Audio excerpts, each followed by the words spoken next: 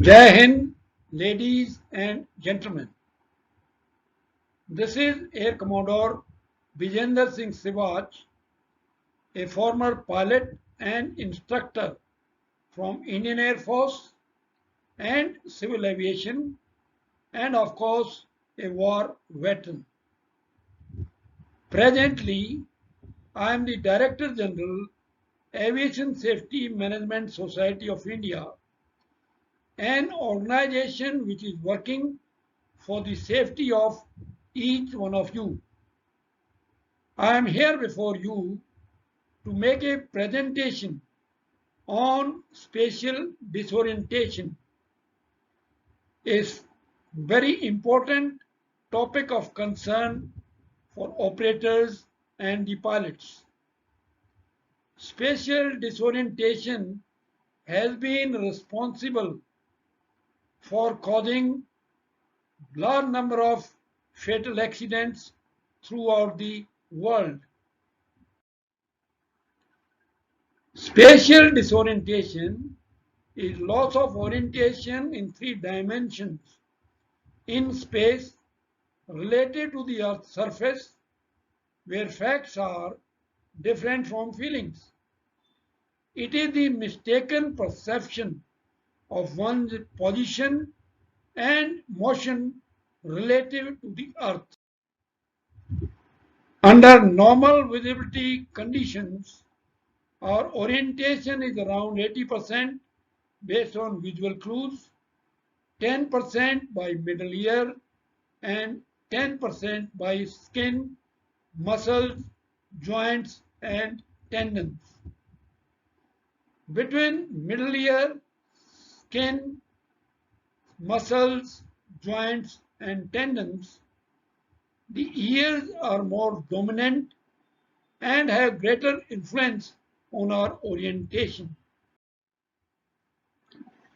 If the pilots enter clouds, poor visibility conditions, or fly during night, they lose visual clues and consequently 80% orientation.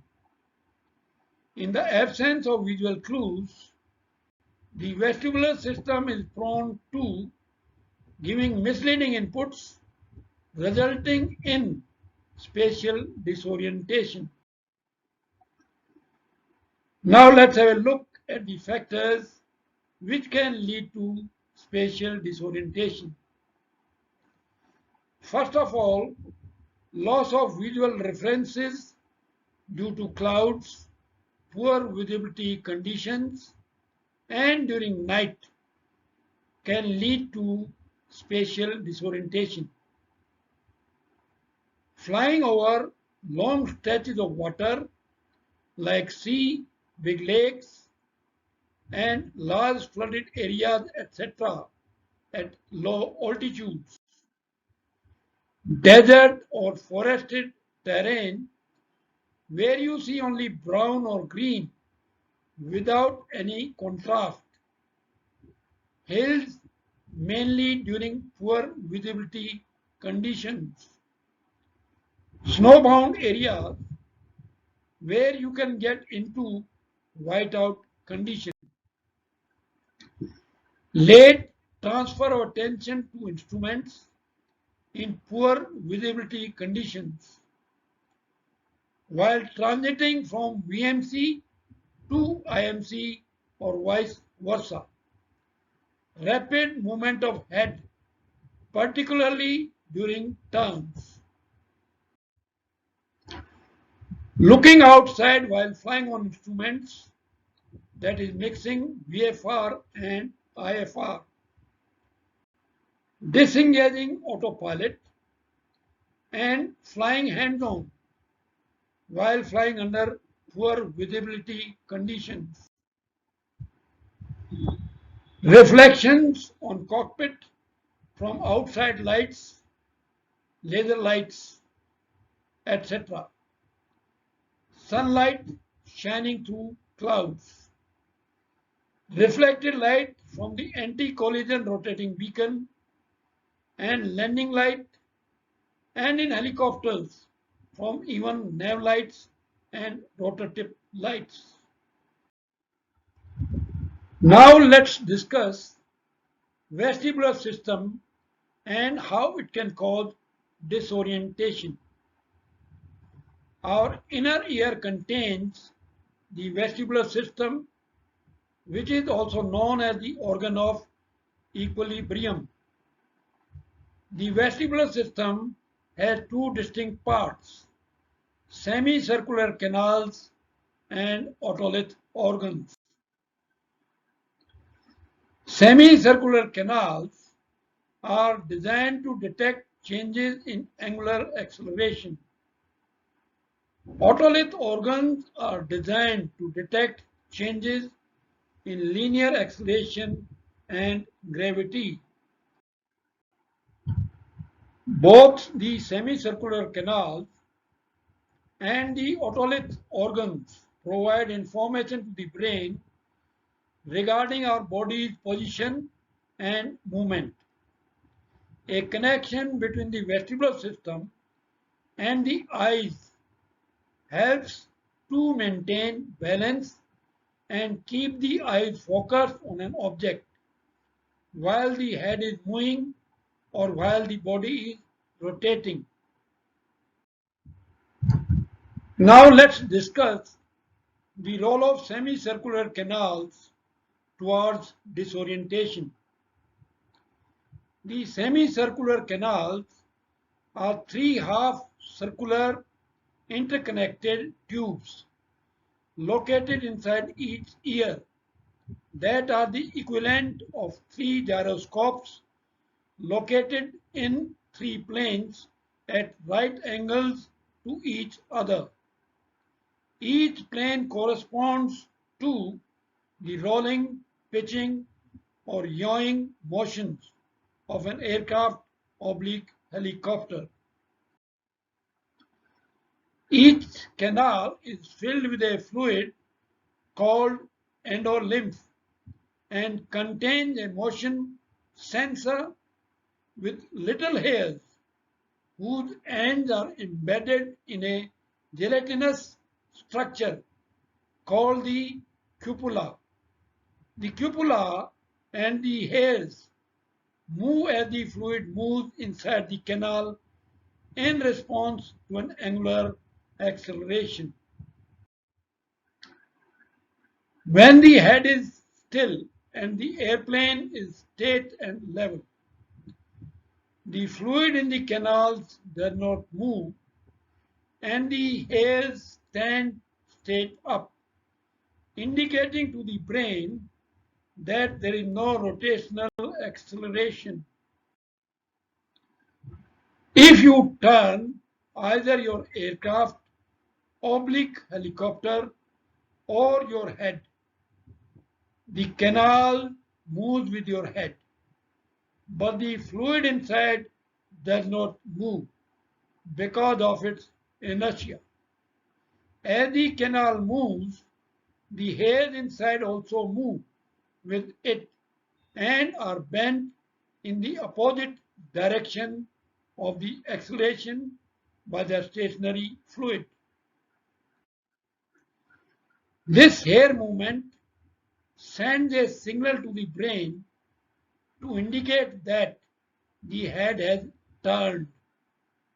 The problem starts when you continue turning your aircraft oblique helicopter at a constant rate for more than 20 seconds.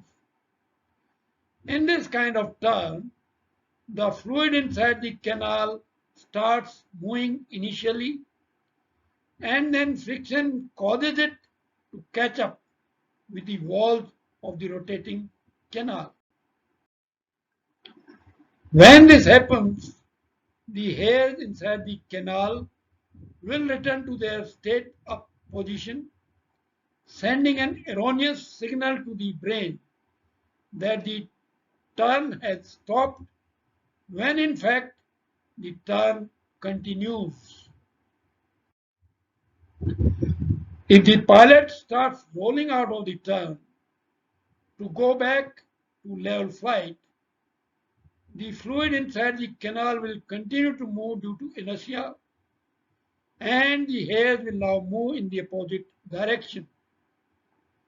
This will send an erroneous signal to the brain indicating that the pilot is turning in the opposite direction, when in fact the pilot is actually slowing down from the original turn. Now we'll discuss illusions. Illusions involving the semicircular canals of the vestibular system occur primarily under conditions of unreliable and unavailable external visual references and result in false sensations of rotation. These include leans, the graveyard spin, graveyard spiral, and Coriolis illusion. Now we'll discuss leans. The lean is the most common illusion during flight and is caused by a sudden return to level flight following a gradual and prolonged turn that went unnoticed by the pilot. The reason a pilot can be unaware of such a gradual turn is that human exposure to a rotational acceleration of 2 degrees per second or lower is below the detection threshold of the semicircular canals. Leveling the wings after such a turn may cause an illusion that the aircraft oblique helicopter is banking in the opposite direction. In response to such an illusion, a pilot may lean in the direction of the original turn in a corrective attempt to regain the perception of a correct vertical posture. Now let's discuss graveyard spiral. Graveyard spiral is associated with a return to level flight following an intentional or unintentional prolonged bank turn. For example, a pilot who enters a banking turn to the left will initially have a sensation of a turn in the same direction. However, if the left turn continues for 20 seconds or more, the pilot will experience the sensation that the aircraft oblique helicopter is no longer turning to the left. At this point, if the pilot attempts to level the wings, this action will produce a sensation that the aircraft oblique helicopter is turning and banking in the opposite direction. If the pilot believes the illusion of a right turn, which can be very compelling, he oblique she will re-enter the original left turn in an attempt to counteract the sensation of a right turn. Unfortunately, while this is happening, the aircraft oblique helicopter is still turning to the left and losing altitude. Pulling the control stick and applying power while turning would make the left turn tighter. If the pilot fails to recognize the illusion and does not level the wings, the aircraft oblique helicopter will continue turning left and losing altitude until it impacts the ground. Now we'll talk about the Coriolis illusion. The Coriolis illusion involves the simultaneous stimulation of two semicircular canals and is associated with a sudden tilting forward or backwards of the pilot's head while the aircraft oblique helicopter is turning. This can occur when you tilt the head down to look at an approach chart or to write a note on your knee pad or look up to an overhead instrument or switch. This produces an almost unbearable sensation that the aircraft oblique helicopter is rolling, pitching, and yawing all at the same time. This illusion can make the pilot quickly become disorientated and lose control of the aircraft oblique helicopter. Let's now discuss the otolith organs and how they contribute to spatial disorientation. There are two otolith organs, the utricle and saccule. They are located in each ear and are set at right angles to each other. The utricle detects changes in linear acceleration in the horizontal plane. The illusions involving the utricle and the saccule of the vestibular system are most likely under conditions of unreliable or unavailable external visual references. These illusions include the head-up illusion, the head-down illusion, and inversion illusion. The head-up illusion involves a sudden forward linear acceleration during level flight where the pilot perceives the illusion that the nose of the aircraft oblique helicopter is pitching up. The pilot's response to this illusion would be to push the stick forward to pitch the nose of the aircraft oblique helicopter down. A night takeoff from a well-lit airport into a totally dark sky can lead to this illusion and could result in a crash. The head-down illusion involves a sudden linear deceleration due to air braking, lowering flaps, decreasing engine power during level flight, where the pilot perceives the illusion that the nose of the aircraft oblique helicopter is pitching down. The pilot's response to this illusion would be to pitch the nose of the aircraft oblique helicopter up. If this illusion occurs during a low-speed final approach, the pilot could stall the aircraft. Now we'll discuss how we can prevent spatial disorientation. First of all, the pilot should be aware and knowledgeable about the factors which lead to spatial disorientation. Good knowledge and professional analysis of the weather and terrain are essential for prevention of spatial disorientation. Before flight, pilots should carry out proper pre-flight briefing with particular emphasis on weather conditions which may lead to the occurrence of spatial disorientation. The operators should prepare and ensure implementation of SOPs for flight instrument scanning, flight display management, cross-checking and monitoring the instruments, adequate briefing of critical phases of the flight, including the departure, descent, approach, and landing. Contingency measures in case of unforeseen events. Flying, managing and monitoring go-arounds. Stabilize approaches.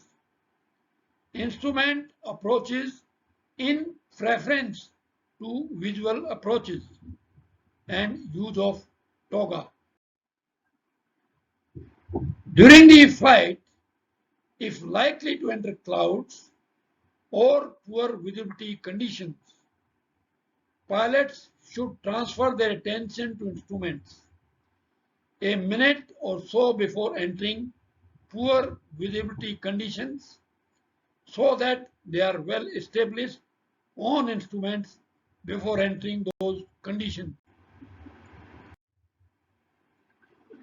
Under poor visibility conditions, pilots should fly with reference to instruments, monitoring height, speed and direction with proper scan of these instruments to prevent fixation on any one instrument. The co-pilot must keep in mind that even the highly experienced pilots can get fixated on one instrument while trying to correct the deviations. The co-pilot must be alert, vigilant, situationally aware, and correct the captain if required, of course, politely and in time. Under poor visibility conditions, pilots must trust their instruments and disregard any body sensations, which is of course easier said than done. However, it is essential for the pilots to condition their mind and tune their eyes to trust the instruments since they have knowledge about spatial disorientation. At any time, if a pilot gets a body sensation that he or she is turning, then he or she should look at the artificial horizon, EHSI, ADI, TSI, compass, and DI. If no bank is shown by any of the instruments and there is no change in direction, that means the body sensation of turning is misleading. It is very important for the pilot to remember that they must cross-refer the instruments before making any control inputs in response to body sensation. While flying on instruments, pilots should avoid looking outside since the reflection of anti-collision, landing, nav and rotor tip lights from clouds falling on the cockpit may contribute to spatial disorientation. Pilots should not move their head rapidly, especially during turns, since they may get misleading inputs from the vestibular system leading to spatial disorientation. If the autopilot is able to keep the aircraft oblique helicopter under control, it should not be disengaged. Pilots must remember that the autopilot does not get disorientated, but they may get disorientated. If during flight the pilot feels disorientated or uncomfortable, he or she should not stand to ego and must hand over the controls to the co-pilot and let the co-pilot fly. After the pilot hands over the control to the co-pilot and relaxes, he or she will come out of the disorientation within 2 minutes or so and can take over controls if he or she wishes. During poor visibility in adverse weather conditions, It is advisable that the pilot should let the co-pilot fly the aircraft or the helicopter. Handing over the control to the co-pilot will relieve the pilot, who with his experience and knowledge is in a better position to guide the co-pilot, monitor the progress of the flight, and give corrections if required. Pilots should be aware about the likely illusions caused by vestibular system during takeoff, landing, turns, acceleration, and deceleration. Pilots must ensure slow and steady control inputs while transitioning from a climb to state and level flight. Pilots should maintain a good instrument scan pattern in turbulence. If the updrafts and downdrafts become so strong that pilots are unable to maintain altitude, then they should fly with reference to the attitude indicator, keeping the wings level. In conclusion, ladies and gentlemen, I'd like to put great emphasis on the fact that the spatial disorientation is a killer. It is essential for the pilots to be aware about the conditions which can lead to disorientation. Loss of visual references coupled with misleading inputs from vestibular system can lead to spatial disorientation. Flying in poor visibility conditions or large stretches of water, desert, forest without any contrast, hills and snowbound areas can lead to disorientation and as such demands extra alertness.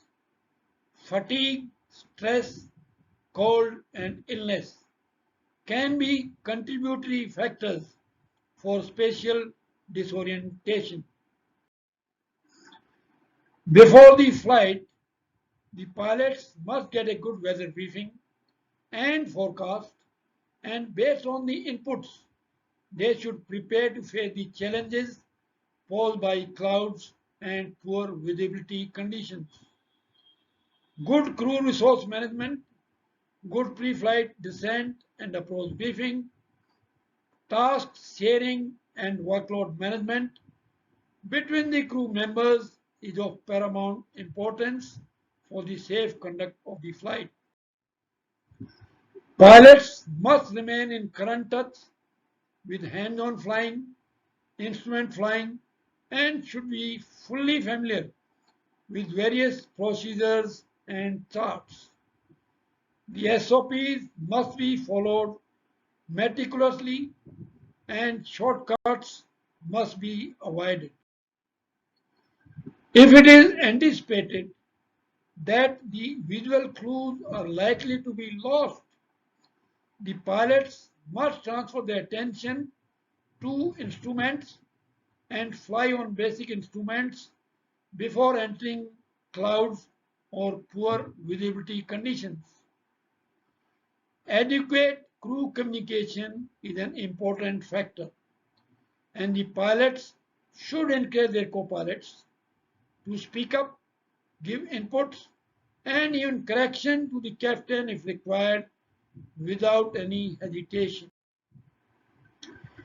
Adequate knowledge, compliance with SOPs, trusting the instruments, increased scanning during adverse weather flying, cross-referring the instruments, and respecting the weather are key to avoid spatial disorientation. Thank you very much, ladies and gentlemen, for taking time out for watching this interesting video presentation. I am sure with the involvement of the regulator, the operators and the pilots, we will be able to prevent any incident related to spatial disorientation. You are welcome to give your suggestions and comments which will help us in enhancing the standards of our presentation. Wishing you all many happy landings. Jai Hind.